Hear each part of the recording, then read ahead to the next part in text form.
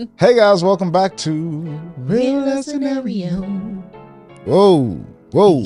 It's Dre this time. Y'all seen it? Whoa. I told Rhonda, whenever you start the week on a Tuesday. Ooh, good vibes. Good Hey, vibes, guys. good vibes. Hello everyone, welcome to Real Life Scenario. If you're new here, welcome to the Real Lover Gang. If you want to join, like, comment, subscribe, do all the things that's free to you. It means a lot to us. And welcome back to all of our real lovers. Hey y'all, welcome back. We love you. The real kind.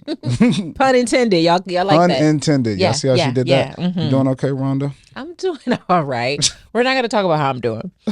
It's about how you're doing. It's about how you're doing. How are you, Dre? I'm doing well. Blessed and highly favored as always. God is great. God is great. Yes. God is good all the time. He gonna need to look out for this plumber that's at my house. But that's all I'm gonna say about it. Ooh, you should get a discount from what you told me. Yeah, I think so too. Yeah. I think so too. Y'all just keep me lifted in prayer. Keep her in prayer. By the time you hear this, hopefully it's all good. All worked out. All the plumbing issues are done. Speaking of our real lovers, I want to shout out a real lover two real lovers actually. So one I met this weekend. Nice. I am so mad. Were you in Largo? No, I was not in Largo. I don't know who it was that said, Dre, was that you in Largo? I don't think that was me. I don't remember being in Largo. I was at the National Harbor. That's more Oxon Hill than Largo. Oxon Hill. Yeah. Oxon Hill. we ain't had this moment in a long time. We have not. We have not. That's because Baltimore been good to me. I ain't got nothing to say. Thank you. I ain't got nothing to say.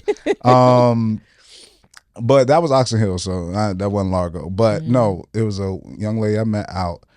I'm so mad because I think I said on this podcast, I ain't been drinking really. I've just been chilling. But one of my boys was like, come out. Like, come on, you know, let's have fun. Peer pressure. Yeah. So I had some drinks. And not to the point where I was like crazy, but my name recognition. It was off. It was a little, you know, that happens. Yeah. Memory a Shit little. happens to me and I'm sober as a bone on some days. I'm like, I don't remember. But she explained, I asked her multiple times, but it blinks.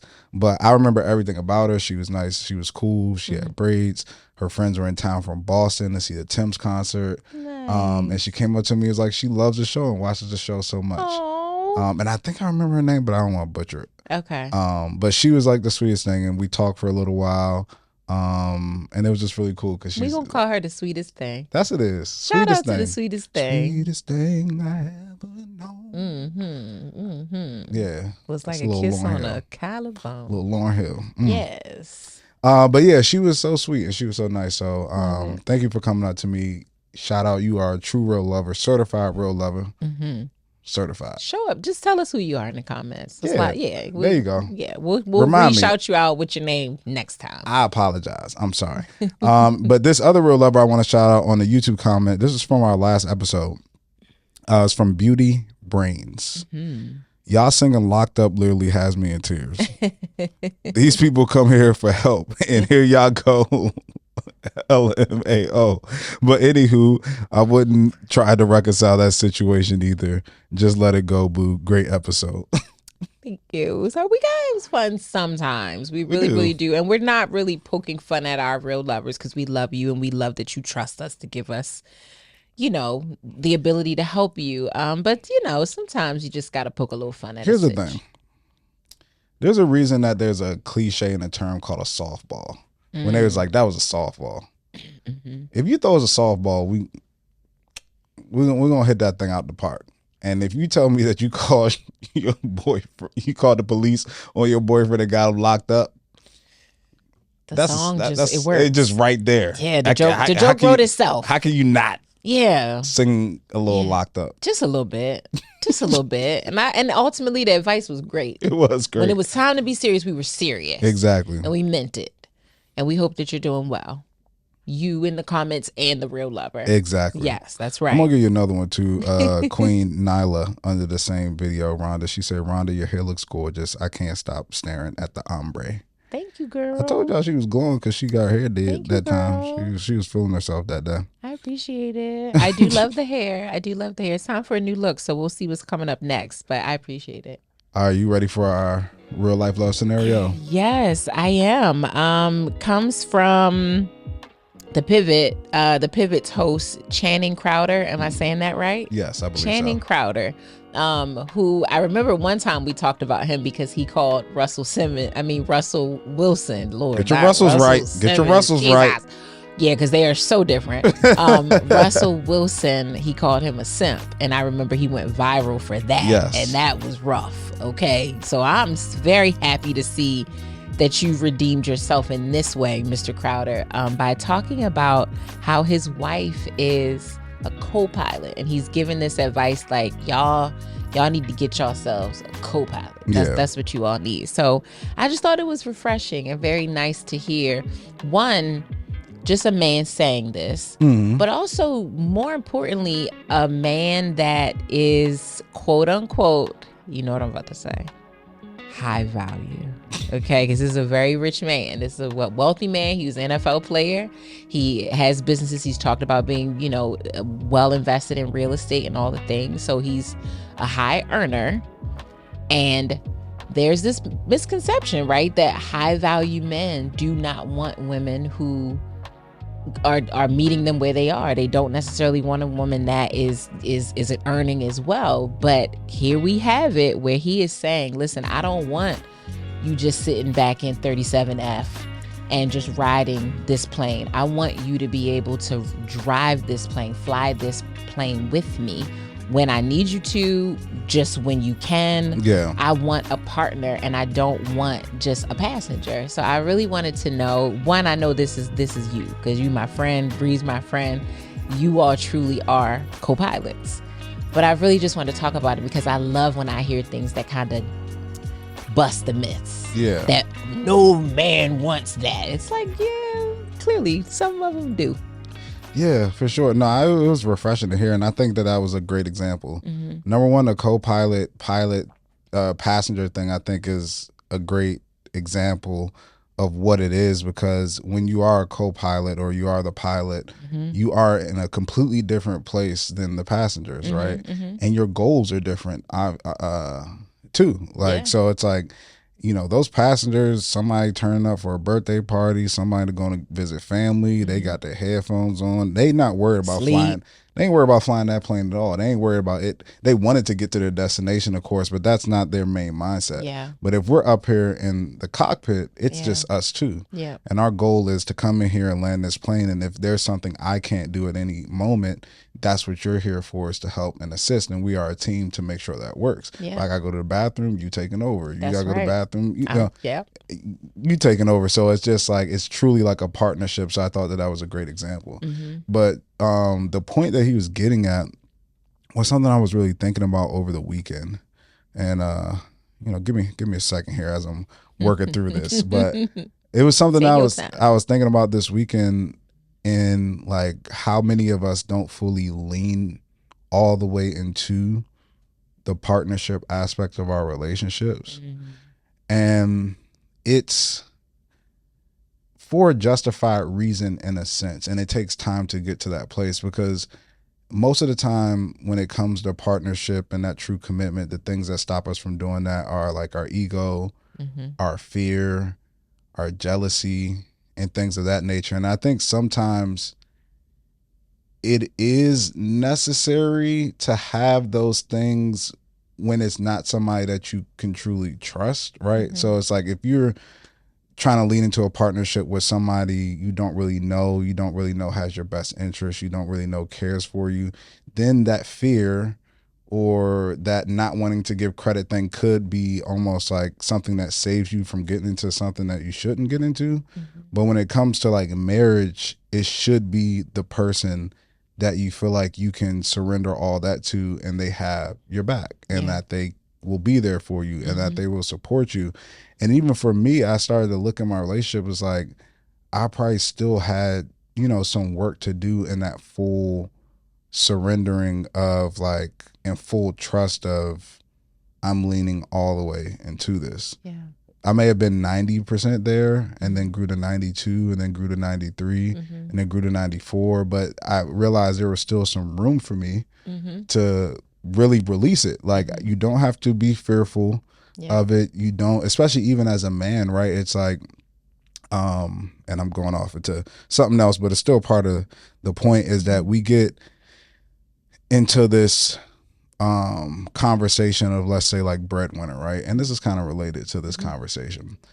And sometimes I've heard women say that, you know, they make more than their person, but they don't want to tell him because they're fearful of how he may feel. Or having those conversations, if she's starting to earn this or that, it's hard to have because you don't know how he may feel. Yeah. And I think for men, the issue is not necessarily, you know, you making more or doing more. It's more his manhood being challenged or fearful that you might put that in his face or, you know, make that as like a thing that, you know, is a reason why he's not adequate enough as your partner. But if you can truly trust your person, you start to see that there's moments, like I said, in this co-pilot pilot situation, to where there's times during the flight where I gotta go to the bathroom and you take over. Yeah. There's times where you go to the bathroom and I take over. And if you lean into that partnership, you'll start to see that, okay, if we're in a situation where it makes more sense to sacrifice for my partner in that moment, then we do that. Yeah. But that typically comes full circle if you lean into that thing, because then the moment where they're good and it's time for you to do your thing, they'll do everything for you and take over while, you know, you're trying to figure your thing out. Yeah. So it's just been this thing I've just been thinking about, like, man, you know, truly leaning into partnership is so important, but we are often so fearful of it. Yeah. And scared to do it because we don't know what will happen, or fearful of what will happen if we just release everything and give somebody else like control. Sure. And I don't think trusting people, especially when you have and it's been mishandled before, it's not easy. You know, it's definitely not easy. I don't think it's easy, period, even if you've never been mishandled, but you add that to the mix and then it becomes even harder. It's why you have people who you know, struggle to get back in relationships after they've been burned so many times, or why you have people who were married, got divorced, and they're like, I'm never getting married again, because things happen that really like rattled them to the point where they did feel like, if I have to use the bathroom, that last person did not fly the plane. They literally crashed that plane, you know? And so not only crashed it, they blame me for going to the bathroom. That part. And so it's like, you get why people are like that. But I do think, I've said this before on here, that my therapist told me, like, you have to understand that there is risk associated. Any time you are doing something with anybody else, it's even risk associated when you're doing it alone. But it's certainly risk associated when you're dating, getting married, trying to fully trust someone within a marriage, having a child with them, hoping that you never have to have the conversation of, hey, Timmy, mom and dad are good and going to have to get a divorce. You don't ever want to do that. But when you decide to enter into these things with people, it is a possibility. You just have to do as much work as you can to not operate in that fear. But of course, anything's possible. But if you want the best of it, you really do have to do what you're doing. Work your way up to it. If it is 1% by 1%, like you got to the 90, probably relatively easy. But getting from 91 to 92 is hard. 92 to 93, I need you to show me some things. 93 to 95, we got to pray. You know, 95 to 97, we should probably go to therapy this week. You know what I mean? Like you may have to start introducing some other things to get to that place. I don't think that Shannon and his wife got there overnight. Yeah. Surely. I don't know when he met her in his process, like in his life. Was this like his high school person or his college person before he had it, or did he meet her along the way? I mean, did he meet her on the other side of the money? Yeah. Which also introduces that fear of like, are you really here for the right reasons? So I'm sure it's taken a process, and it probably still is a daily, weekly, monthly commitment to like really feeling like I can trust this person. And then they have to rise to the occasion. You have to rise to the occasion for Bree. She has to rise to the occasion for you, that when I do go to the bathroom and I come back, we are still at the proper cruising altitude, and the plane, all the passengers, our kids, our finances, everything is still okay. And that's one of the hardest parts, honestly, where, like I said, you get to that 90, because I'm a naturally trusting person. Yeah. So I was probably already like at 80 when we first started dating anyways. Yeah. But the hardest part in this last, and I know it sounds weird to people because I love my wife. I tell people I trust her all the time. And to say that I'm at 95, but still trying to get to 100, is there's points in your relationship to where, maybe somebody was untrustworthy in a particular space. So we're not talking about cheating or anything. We're talking about maybe how they operate with finances, or if you could count on if they said they would do something that they're actually going to do it. Like there was these moments to where they were untrustworthy. Yeah. And then you communicated, you had the conversations, but now they are showing themselves to be more trustworthy, but you're still, because of the history you have, are reluctant to like fully give up the reins as to like, can I trust you to really do this now? I mean, I see it's changing, but I don't know. So that's the hard part. But I think that you are doing yourself a disservice in partnership. You're not taking advantage of all the benefits if you're not leaning into it. Yeah. And I see so many people do that. That's the passenger mentality he's talking about, just having somebody ride along. It's like, for me, like, I don't need to be in a relationship with a passenger. I can just, you know what I mean? Like, I don't need to be in a relationship with a passenger, because I can get that from a lot of different other sources if you're not contributing to what I'm doing. Yeah. But if I want to have somebody I'm going to be with, it's not like we always talk about this old ball and chain thing. Like, if you lean into it, you get to get the full benefits of it. But if you don't lean into it, you're not gonna get the benefits. So you will always see it as a restriction. That's right. You trying to get a crazy return, but you're not trying to put in a crazy investment. Don't work like that, dude. It's not gonna work. It's just that's not not gonna how work. Investing works. That's not how nothing works. Sorry. You put in $1, you probably not gonna get much more than $1 back. Okay. And sometimes you won't even get that back, but you most certainly not gonna get 10 million back. It's not how it works. So no. you do have to lean in. So shout out to Channing Crowder and Mrs. Crowder. I'm so happy you have co-pilots in one another. And that's the way I would want it. I can't speak for some of y'all do want a passenger. Listen, man, if you want to be Rhonda's co-pilot, seats available. Please, you know where to find me. If not, by the end of this episode, I'll give you all the information, okay? Like, let me stop playing. But I'm not playing. Seriously. Yeah, no, for real. I am I'm single and available, so let me know.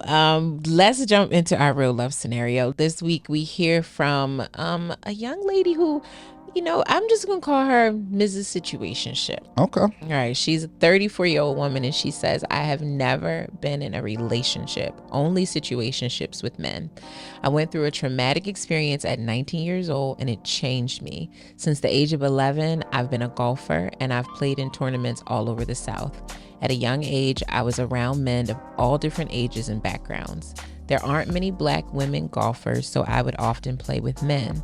At 19, I entered into an intimate relationship with a man who I played golf with, and I truly respected. I shared a lot of relationship first with this man. This situation was not a relationship. I know I was taken advantage of at a vulnerable time in my life. I didn't have the maturity to handle this type of situationship with this man. Also, he was married at the time, which is something I did not know. I believe in God, and now I feel jaded in the relationship area of my life. I am accomplished professionally, and I have amazing friendships. But how do I find the strength to heal from my past? Thank you so much for writing in. This one made me sad.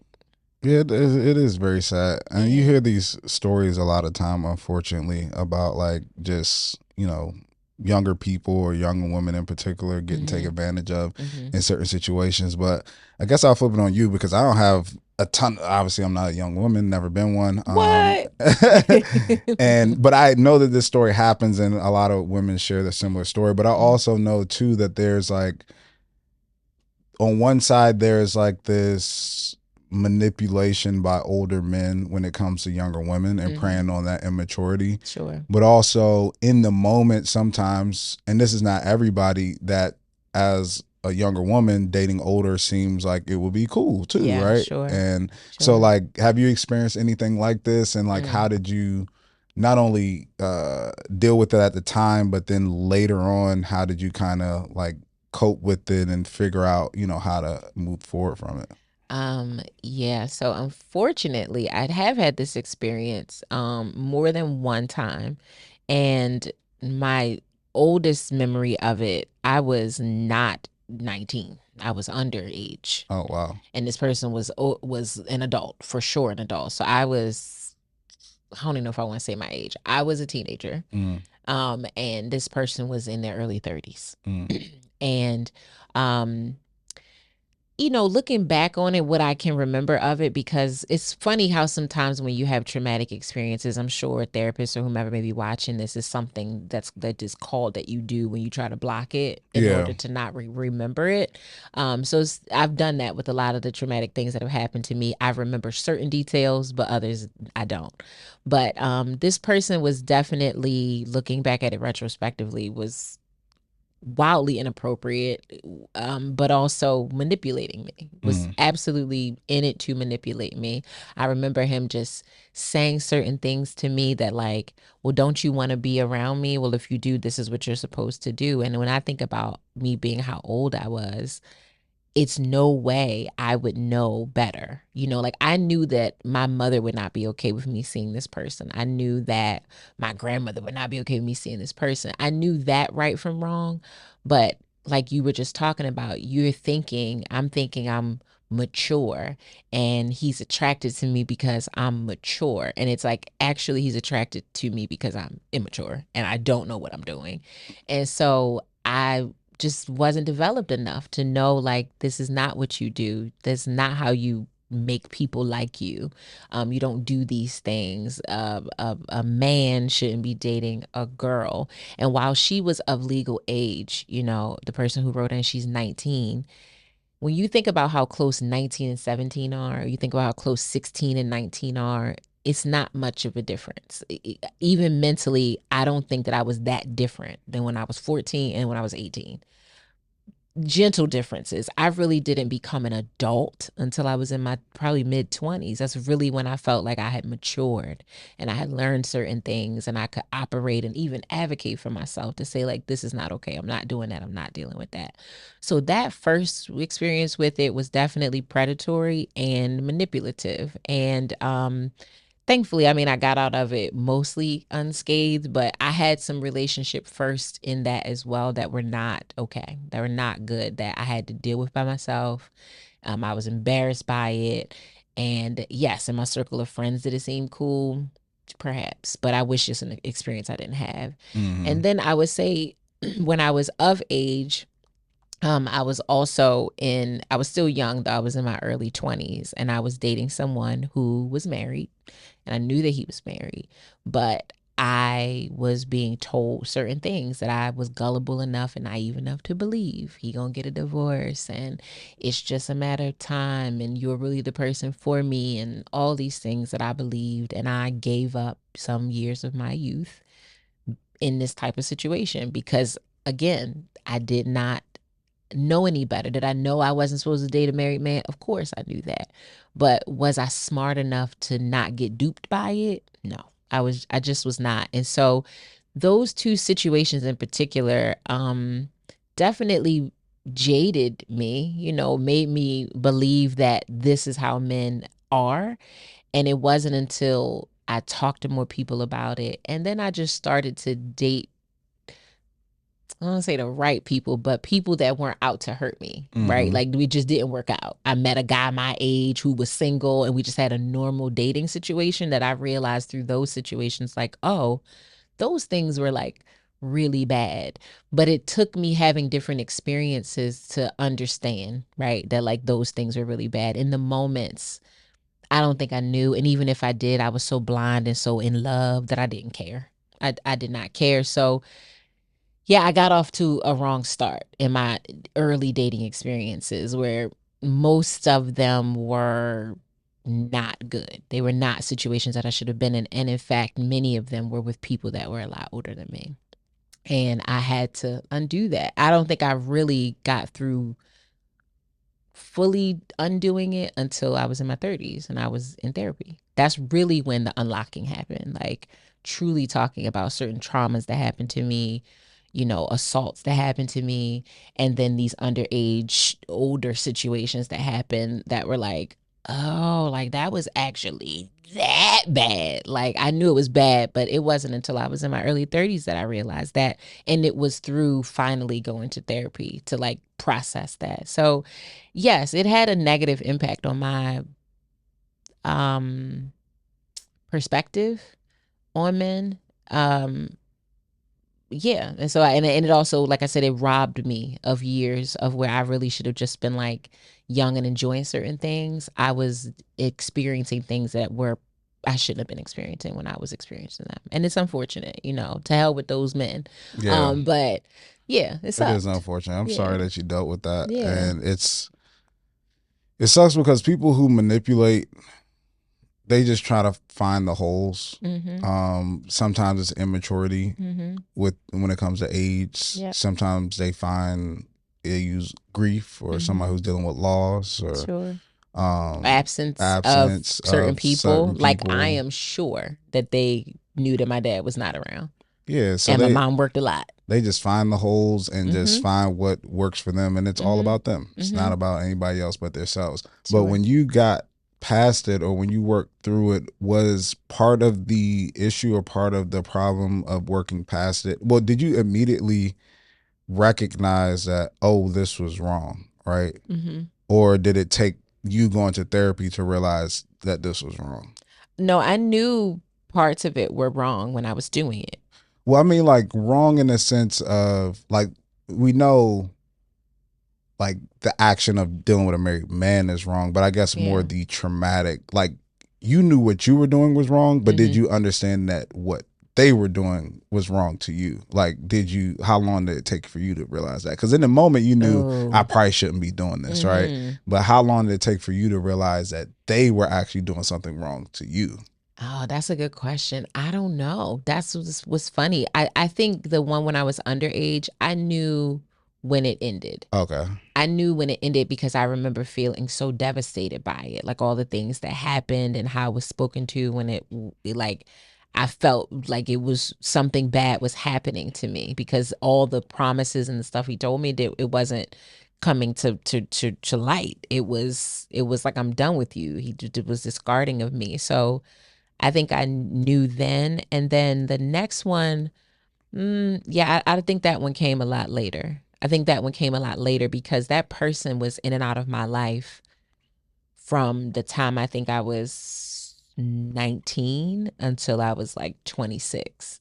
So it took a lot of goes at that to really be like, oh no, this is wild. Like this is really, really wild. But the fact that it took that many years and that much experience for me to get that, and then to truly get it still like 6 years later once I went to therapy, it's like, it's kind of crazy. And you just sometimes don't know. You're in the middle of this storm and you think you know, because to your earlier point, you feel like I'm 19, I'm 21, I'm an adult. I know what I'm doing. It's very hard to convince us at that age that we don't know. We don't know. We believe that we can figure it all out. So I don't know. I think it didn't happen until a lot later. Got you. Thank you for sharing that. Yeah. I have another question. Do you think of age, so not like when you 14, 13, but of age relationship manipulation is part of the game, essentially? In a sense, like, I always give this example. Murder is wrong. It's bad, right? Yep. But if you're at war, right, you expect murder to be part of that because that's part of the game of war, right? When you're in relationships, obviously manipulation is bad, but when you're in relationships and experiencing it and learning from 18 to 35 to 40 or to 50, should it just be expected that you probably will experience this at some point? I think that's the reality. Yes, yes, that is the reality. I think to expect it is hard though, because there are people who, like you said, not just because you're not a young woman, but you weren't manipulated by an older woman in your life. You know, as far as I know, you did not meet a woman who was out to manipulate you, and then you fell for it and you got duped by it, and it caused a traumatic experience for you. So I had a situation. Well, to your point, like I had a situation where something like that could have happened. I didn't end up going through with it. Yeah. But I would have probably wanted to go through with it at that time. But it probably would have took me a lot longer to understand what effects It had on you. it would have had on me. In seeing that she was wrong in that time. Yeah. So Yeah. I get what you're saying. And you know what's funny about that? I have a homeboy who was absolutely I try not to say the words because I don't want our video to get like flagged, but he was abused as a child, in the S abuse as a child by a babysitter. To this day, he doesn't really see it that way. Like, he knows that that's what it was because he was a kid and she was not. Yeah. But for him, because he was a man, it was like the stuff she was making me do, I wanted to do that. Yeah. I was like, and I'm like, that's the thing, you did, but you didn't. You know what I mean? Like, you were really too young to understand what you were doing. Therefore, even if you desired it, you had no business doing it. You were exposed to it before your brain and your body could truly catch up to it.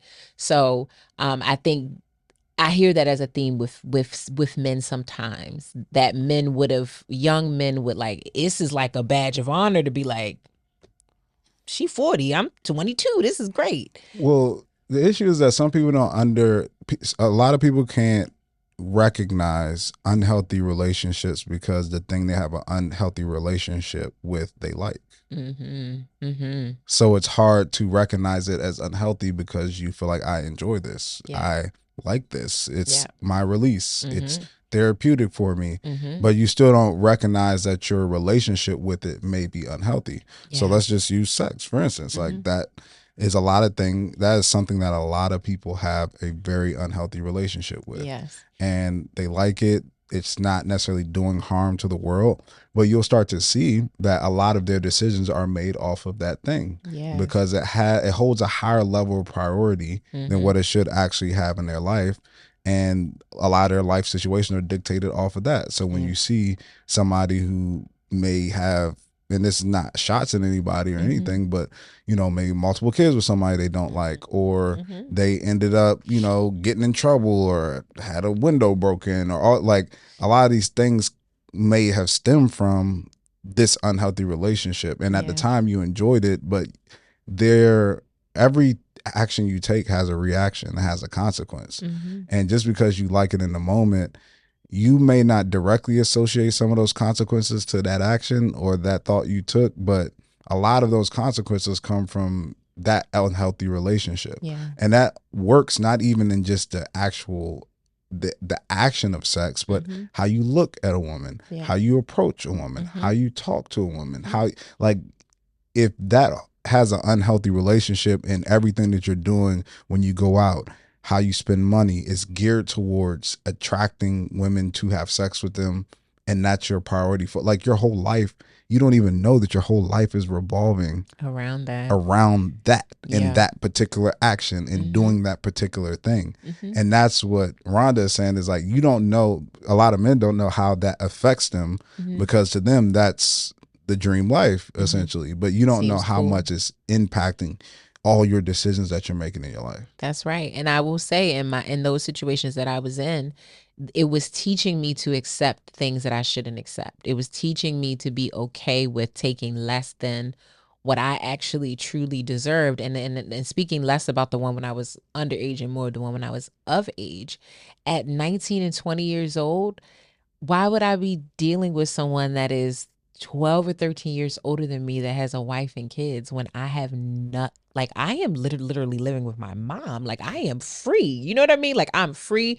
This is as the saying goes, this is the youngest, perkiest, all of the everything is I could be at this time. And here I am giving it to someone that absolutely doesn't deserve it and is certainly using it for their gain. You know, like it had even taken me years to say what I'm saying now, like to even say that these things were like negative because he was doing things for me. Like he helped me with my first car, and I had a credit card and that I could buy clothes with. It was just to a clothing store, but still at 20 years old, I'm like, I can buy clothes from a store that I like.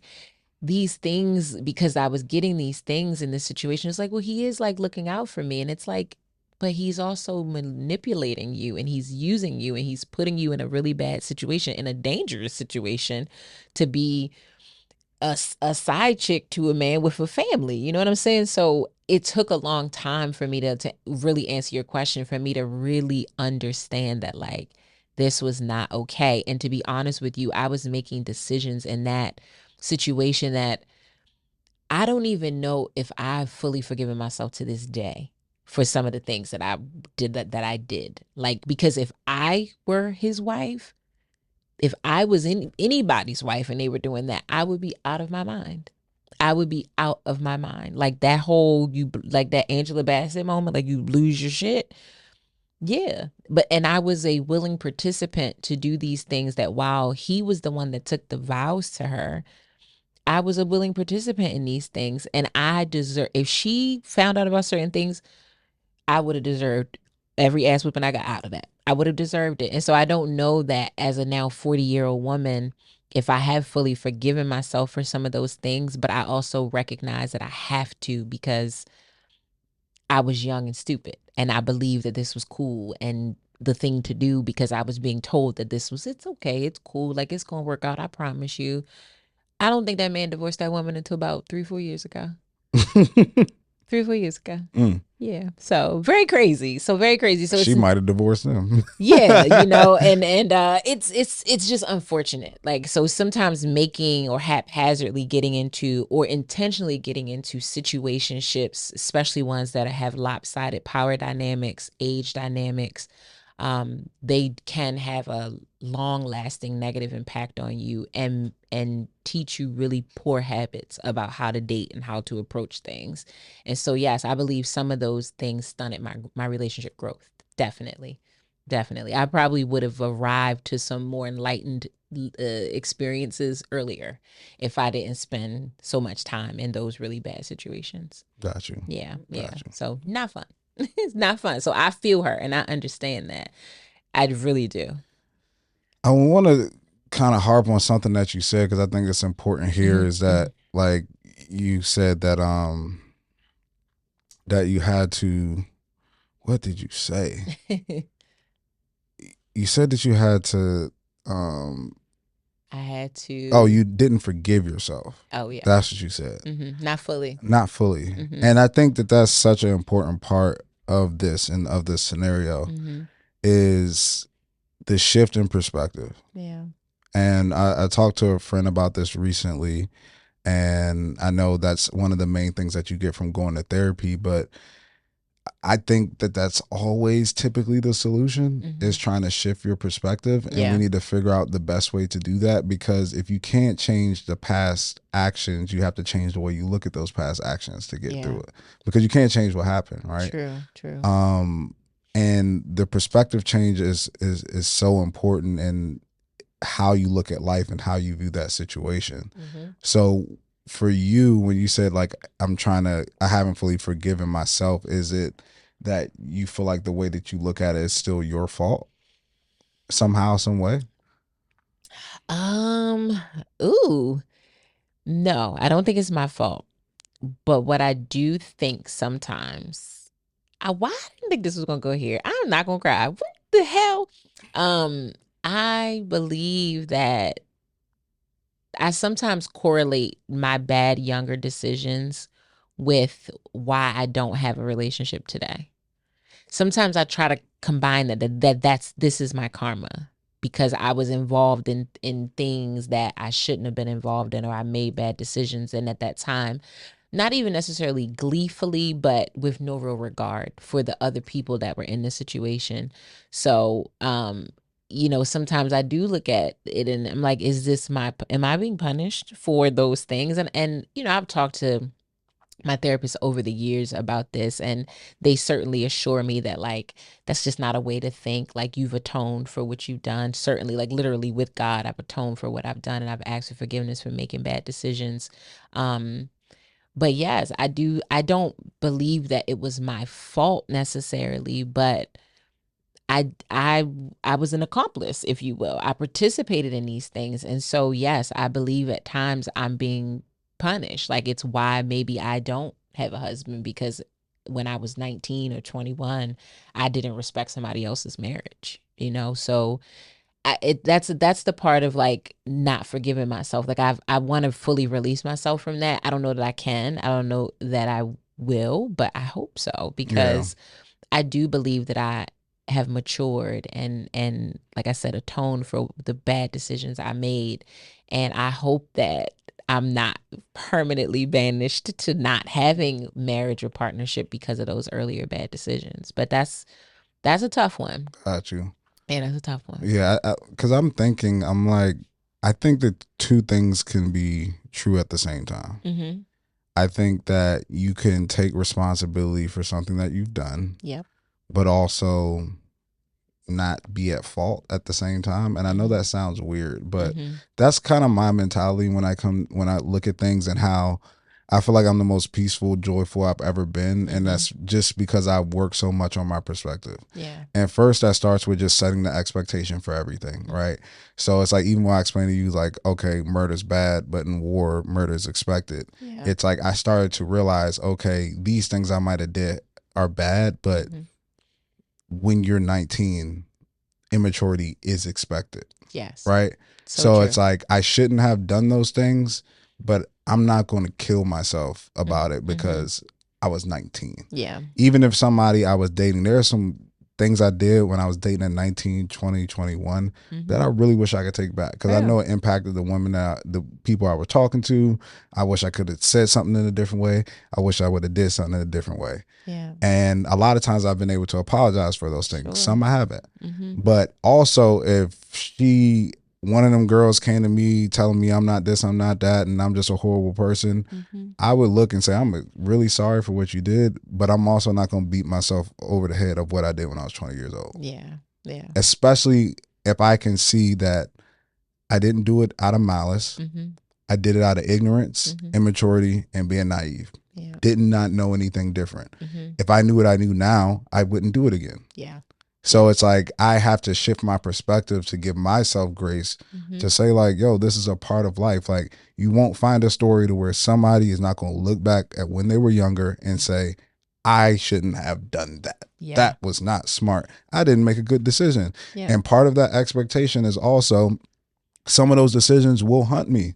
Like, some of the decisions that I made will be something that I will have to pay for years and years after. Like, that's part of the expectation. So it's like, that's part of that healing and forgiving yourself and understanding, like, it's okay. Like, if you are doing things knowingly out of malice, and even now you're like, I would still do it again, that's a different space. Right. That's a completely different space. But if you were in something and you were immature, or you made a bad decision, or you did something you weren't supposed to do, like you did something out of anger, like that, there has to be that layer of grace for, this is normal. This is people. This is humans. I shouldn't have did it, and I take responsibility, but I'm also not going to kill myself because I'm not different than anybody else, because everyone else deals with this. So I feel like in this situation, I wonder if she's gotten to that point yet. That's something that happened at 19. She already said that she was not mature. Like, we all have done things that we felt like we shouldn't have supposed to do because we were immature. Immaturity is not your fault. Like, and I get it. We've all been there. When you 18, you was like, man, I was stupid at 17. Yeah. But now I'm 18. I got it. I know where I messed up. I got it figured out. And then when you get to 19, you was like, man, the stuff I did when I was 18 was stupid. But now, I got it. Like, I figured it out. Then wait when you till get to 20, 35 and you be like, that was stupid at 32. Right. You know what I mean? Yeah, like, it's a gradual, like, every year that you're in, you feel like is your wisest year. And to an extent, in that moment, in the present, it is your wisest year for the most part, right? Yeah. And you're operating with all the information that you have in the best way that you can possibly operate, and you're doing the best that you can. So it's like, you in this scenario, and either people out here watching who are beating yourself over about your different experiences, is like you do have to take accountability for it because that's how you change and That's have right. it not repeat itself. Yep. But you also have to understand we all go through these ups and downs and try to Mhm. figure things out. We all have different things that created our perspective and the formula for who we are, our parents, where we grew up, the different Sure. interactions we had, the different relationships that we had. But don't put it on yourself or put it on just a whole thing in general, like relationships or people or men or women, Yeah. as just being this whole thing because you experience this one thing. Like that's just not how it is. And I think if you work very hard, if you need a therapist, on shifting your perspective, because you can't change what happened, but if you shift the way you look at it, Yes. then it can help you to move forward. Absolutely, man. That every day is another day to do better. Every day, no matter how old you are. Because immaturity, it's mostly associated with youth, young age, but you can be an immature 50-year-old. You can make really bad decisions at 43. But every day is an opportunity to do it better and do it right and hold yourself accountable and shift your perspective on what you're doing, what happened to you, whatever way it went, and do better and approach it better. It's never too late. It's only too late when you're dead. It's never, ever, ever too late to keep trying to get it right. But you were just talking about like relationships, right? Like all these different things shape you. And what stood out to me outside of how much we seem to have a similar experience as young women was that she's never been in a relationship and she's 34. And I thought to myself, like, I don't think I've never heard of that before. Like someone getting to their early 30s and like never ever being in a relationship. And I'm like, would that be a flag to me, right? Like, would that send off a red flag to me? Like, you've never been with nobody? I don't know if I could date you. Like, do you think that that's a flag if you don't have like a relationship resume, if you will? You don't have any relationship experience? It's definitely something to note. Mm-hmm. Uh, and it's not saying that you can't get to a happy, healthy relationship. It just might take a little bit more. Yeah.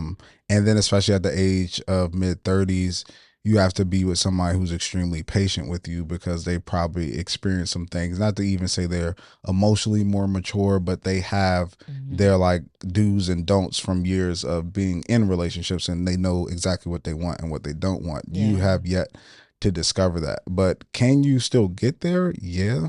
Yeah. But I think there might just be more bumps and bruises. It's kind of like riding a bike. It's a reason why, people when they first start riding a bike, especially kids, they have training wheels, they have a helmet, they have their arm pads, they have their knee pads, they have Yeah. all those different things. Because if I was going out there to try to ride a bike with zero experience without all of that, I will probably get more nicks and bruises because Yep. I'll be falling along the way. It's not saying I can't get to riding a bike, Yeah. but if I do it without any of the protection because I have no experience, it would just be more bruises in order for me to get there. Yeah. But if I had the training wheels, the helmet, everything, then I can kind of get that experience on a much safer in a much safer environment. So Yeah. then when I get to the point to where I'm ready to do the real thing, then I've had a little bit more experience, doing it on a lesser level. And I feel like that's kind of where relationships are. It's like if you date in college or you date when you're younger, it's like kind of like a safer environment. It's less at risk, it's less going on, it's Yep. less at stake, Yeah.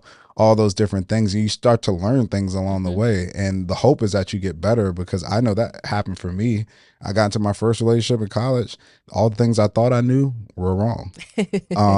And I would not be the man that I am now for my wife if it was not for that relationship. And I think I've told her before, and I've told people on this show that I so thankful for that relationship because I'd not be the man. Absolutely. And then God forbid, because I said till death do us part, if anything were to happen to my wife and I started dating again, the relationship will look completely different than even how we started, because I know exactly what I want. I know exactly what I'm looking for. I know exactly what I'm not going to put up with. But I also know exactly what fights I'm not going to fight. I know exactly. So the relationship would be so You much. had 2 more of those and I was going to start playing the organ. You had 2 more of those and it was coming. But the relationship would just be so much smoother because I had that experience. So I know, like, nah, I'm not going down that route. Nope, I've seen that before. I know what that leads to.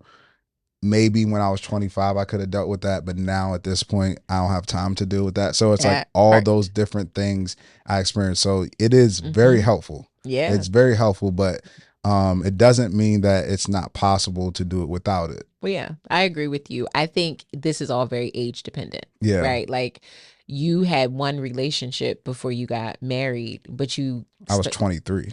Exactly. When I got with my wife. So it fit, you know, and I'm not saying at now, you know, a little older than 22, I want you to have like, I've been in 20 relationships. I don't want that either. But I would like for you to have some experiences.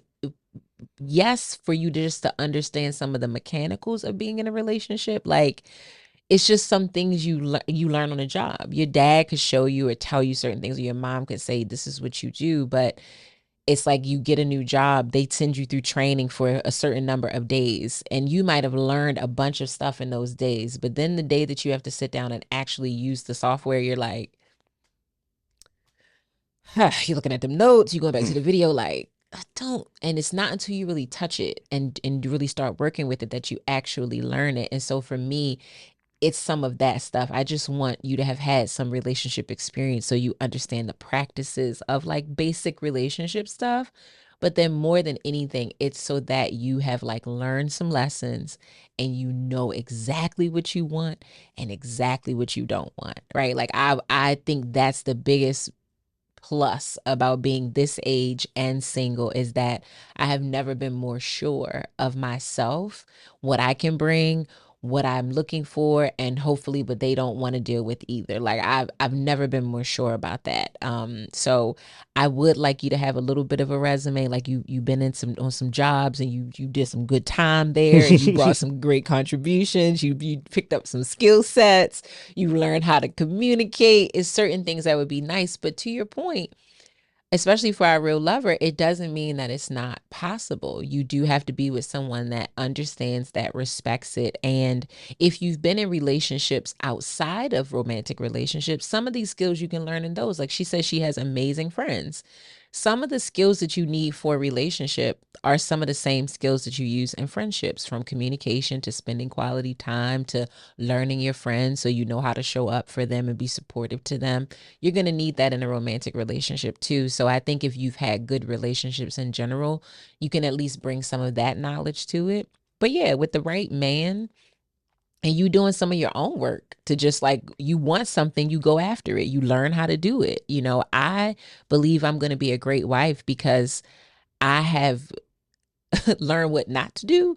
Clearly, just from some of the stories I was sharing about my earlier decisions, but also because I'm reading and I'm looking at women who are wives. I have friends who are wives, and I see how they show up in their marriages, the good and the bad, right? Like the times when things are tough, and I'm like, wow, look at how they're doing that. And like, look at how she's like really showing up for him. I'm looking at even my married guy friends and like how their wives are. And I'm like, that's cool. And I'm like taking all these little mental notes. Like, I'm gonna apply that hopefully in my relationship when I get to that point. You know, like I'm studying it and I feel like I'm getting good at the craft, and I won't get really good at it until I get to apply it. I'm getting all this training right now, but once I'm on the job, I'll be able to hopefully apply those things. So I think it's you being with someone who can help you, but also you helping yourself and teaching yourself certain things. So when you meet him, you can say, hey, I don't know how to do all of this, but here's what I read, and here's what I did, and here's what I picked up. And hopefully that can work out for you. So I would like a little bit of a resume, but it's really because I'm 40, y'all. You can't handle training wheels on with me. Yeah, I mean the age thing is definitely different. Yeah. When you're young, it don't matter. You guys are still shaping your you own. Both just trying to figure it out. Your own adulthood and what you're. But if let's say I've been saving or investing or budgeting or doing this thing for 15 to 20 years, you know, that's a little bit different to adjust or adapt to doing something the way somebody else is doing it. Yes. And I will say the downside of sometimes having all of this experience is that it can harden you. Yeah. That is a real thing. You know, do I wish that I had more of Dre's experience? Yes, maybe a little older, but this is what I preferred for my life, that I found someone when I was younger and I got married when I was younger, and that we were able to develop and grow before we both got all of our things. This is why sometimes I think it is harder for older people to connect, because we been joking about this last week. Like, listen, I got all my stuff and you got all your stuff. I don't know. You know what I mean? Like, I ain't trying you come here to tear my stuff, because I worked very hard to buy this house, or I worked very hard to buy these cars, and I done got my retirement set up, and I don't know if I'm trying to share all that money. You know what I mean? Like, you come into these things with all your things, and you like the way you do things, and so it can be hard to get into the groove of sharing. But when you don't really have anything, you living with your mom, they living with theirs, or you got a little apartment, they got a little apartment. It's like, we ain't even bought a house. Like, Nope. we gonna have that first time experience together. We gonna get our first car together. You know what I mean? Like, so yes, I wish it was the opposite way. For sure, for sure. But as we wrap up, you talked about this earlier, and I want to just really leave her with this, because she's saying, like, how can she get over being jaded? How can she get past the pain from her past and really conquer these negative experiences she has, so that she can feel more positive about finding partnership? And you talked about shifting your perspective. I think that is really the key. It's fighting against what you know has happened to you to really dream of what you want to happen to you. You really have to, like, push on that. You do this so well in business, like in general, just as a person, you're so positive. Like you say, you think good things, even when bad things are happening, even when people are doing crazy stuff to you, people we won't name, where I'm just like, Dre, you need to cuss him out. And Dre's like, because you know what? God is going to bless me. And I'm like, I just want you to turn up, Dre. I want you to turn up. How do you hold so fast to this positive mindset? I don't know. I think it's been a lot of work. First, I think it's learning to enjoy the process and understand that everything is a process. That's been the main key, because in that process there are ups and downs. And I've said it so many times on this show, and this is part of, learning the process and enjoying the process, is that I've said it that, calm seas don't create a skillful sailor. And that's one of my favorite quotes now. Yeah. And the reason why is because if you want to be the dopest, the baddest, like most, like just knowledgeable, wise human, you got to experience all different types of things to learn how to overcome it and get through it. Yeah. So it's like, I see those things less of a negative, but more as, this is just adding to my tool belt and sharpening my skills. Like, I want to be the person who's, going through life and say, yep, seen that, ain't phased by it. Yep, seen that, ain't phased by it. Yep, seen that, ain't phased by it. So every time I encounter something that may seem challenging or seem difficult or suck, I've shifted my perspective now to, instead of looking at it as it sucks, is more, it's like, this is adding to my skill set. And if I'm able to get out of it, now I've picked up a new skill. Now I've picked up wisdom on how to deal with this. And it's the same, like in that example that I gave, it's like, you might want to fly with a pilot who's had clear skies for the last 100 flights, or all 100 flights that he flew, but I'd rather ride with a pilot who's been through some storms, who flew and landed through a tornado, who ran out of gas. Like, I'd rather be in that guy's plane. Yeah. Because I feel like no matter what happens, he's going to know what to do. He's going to know what to do. He's going to understand how to figure it out. So it's that shift in perspective is like, everything's great. Like, I'm blessed. I have people in my life who love me. I get to eat every day. All these other things. Yeah. It is what it is. And, for me, even the tough things that come in my life are going to help me in the long run just be the best person I could possibly be. Absolutely. So that's just more of my mindset of just like, everything's good. And even the bad things are good for me because they're helping me. Yeah, I agree with that. That's so, so, so good.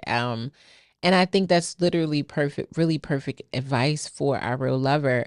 Like, yes, you had negative experiences, and no, you haven't been in a relationship. And listen, you're trying to date today where they're just a lot of outside forces that make some of this stuff challenging that have nothing to do with like you as a person or me as a person or any of us. It's just kind of is what it is. But you have to be really steadfast. And I love that you say you believe in God.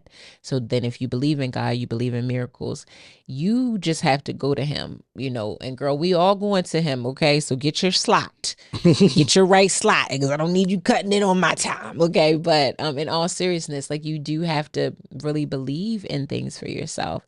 I do believe in manifesting and making it very clear and affirming what you want. But again, I also believe that people who are prepared are best suited for the things that they want. And so while you desire it, while you pray for it, while you manifest for it, you also work at it. You also put yourself out there. I'm preaching to the choir. A part of the reason why I don't meet people is because I, for some reason, think they're going to come to my house or something. I have to go outside. You know what I mean? Like I have to get active. So I have to be taking steps, and you just have to take steps. Believe in yourself, but and believe that God is going to give you the desires of your heart, but do not let those negative experiences make you think that that's the sum of you. They are, some of those things were happen to you in order to make you better. Like Dre said, they are giving you lessons for you to take into your future, but they're just positioning you to get what you want when you're ready for what you want. I believe that I don't have what I want because this is not my time. When it is my time, that's exactly when it was supposed to happen for me. It wasn't supposed to happen when I was 34 or 22 or 27. It's supposed to happen for whatever the age is, and I will be grateful for it, and I will do everything I can to just be prepared for it when it arrives. So that's it. You have to fight against that natural wallowing that humans do when bad things are happening, where you're like, why is that happening for me? Like, it's gonna come up, but you just have to say, because it's not my time. Yeah, and it's to Rhonda's point, and I've said this before too, is preparation is still progress. Like being prepared and preparing for something is still progressing to what you ultimately want, because you have to be in the space to receive what you ultimately want. Yeah. And it's understanding, like, we might tie this episode change your perspective or shifting your perspective, because that's truly what it's all about. And it's the thing is that, you believe in God, right? And if you believe in God, you believe that God has a purpose for your life, right? There's also a part in the Bible that says, faith without works is dead, right? Yeah. So you play a part in that. And you have to understand, and like I said earlier in the episode, is also taking accountability for, the decisions that you made in your life and how that may have shifted things in your life. So although, some people, have the mindset sometimes of like, what God has for me is for me, and whatever he wants from me is what's going to happen. But you also have to take accountability sometimes that, like, I may have did some things that shifted what he had for me. So now I have to adjust to the new plan of action. That's right. You went to the back of the line. It's like, but that's part of life. It's like, there are plenty of things that, you made a decision on that took you away from something or had you miss an opportunity. And that's part of your learning experience. And maybe God had a different path for you, but you made a different decision. So then you have to adjust and continue on that path. But the goal is not to be disheartened by that. It's to be encouraged. Like, it's like, it sounds cliche, but every day that you're breathing is an opportunity to rewrite the narrative, right? Totally. And I love, and I'll leave you with this, is that perspective change is so important because it's a mindset thing, and it's hard to receive somebody, especially when it comes to love and emotionally, if your mindset is in the place of being jaded. So it's like you have to shift the perspective to shift your mindset, because then your actions follow it. And I remember there's this quote that I love, and I hope I don't butcher it, but I believe it's, every action that you take on a daily basis is casting a vote for the life you want and the person you want to be. So it's like, if your mindset and the actions that you're taking because of this mindset is not conducive of wanting a relationship or really seeking that or really putting yourself in a position to receive that, then that's probably not what you'll get. But if you start to change your perspectives and shift your mindset and even your posture, how you act, how you behave, how you approach, how you talk, like that's all casting a vote for the life that you ultimately want and the person that you ultimately want to be. So it's important to take that into consideration when moving forward and dealing with people. Love, love, love. And the last thing that I will leave you with is, you said you have amazing friends. You got to put them to work. You have to put them to work. You know, I don't know if any of them are in relationships with the single split versus taking split, but you got to tell your friends who I'm sure you spend time with, who I'm sure you hang out with, tell them that they need to be your wingman. Okay. I just had this very tough conversation with my good girlfriend, Lindsay. I said, listen, you got to start doing work when we together. You got to keep your eyes peeled, okay? You've got to run some plays, okay? You got to be like Bree. Anytime I'm out with Bree like, so you think, okay, Yeah, don't worry about it. We sitting somewhere, she like, you think he cute? Okay, I'll be right back. Literally will get up and be like, hi, how are you? Yep, here's my husband. But my friend, she's beautiful. And she thinks that like she will go and run the play, man. So friends help friends, okay? If you are taken and you're not looking for anybody, help us, okay? Like help us, give us some advice, invite us out to the things, set us up on some blind dates. You know, we need that. That's a part of friendship these days, okay? So tap into your friends too, because they should be trying to help you get the things that you want. Right. So thank you so much for writing into us. We really, really, really appreciate it.